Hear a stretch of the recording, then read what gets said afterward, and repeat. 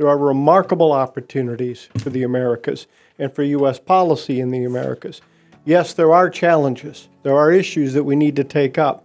But at the same time, I think the opportunities to make a real and lasting difference are there. This is a monumental period of time for U.S.-Latin American relations. For the first time that I can remember, and maybe Ambassador Brownfield remembers differently, but it's the first time that we have a Secretary of State and a Deputy Secretary of State who are both expert in Latin America.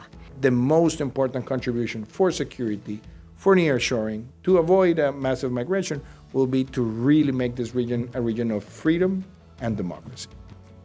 Democracy goes together with development in this region. You see the countries where democracies work better, the level of development is bigger, and the level of security is safer and bigger, and the rule of law and the legal certainties are stronger.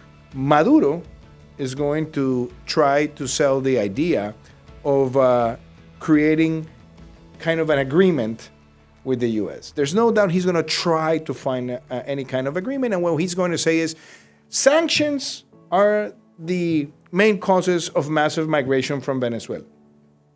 Well, I think we have to be very fast in responding. No, it's not the sanctions what is creating the massive migration, it's the dictatorship and the destruction of human, political, and economic capital what is stringing that migration.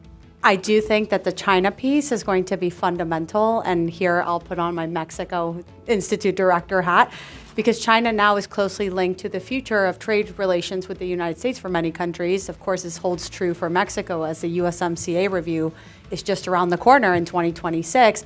And China remains, right, one of the critical factors that I believe the Trump administration will consider when dealing with Latin American partners. About 1/2 of all U.S. free trade agreements are in the Americas. And U.S. goods and services trade with Latin America totaled $2.4 trillion in 2022.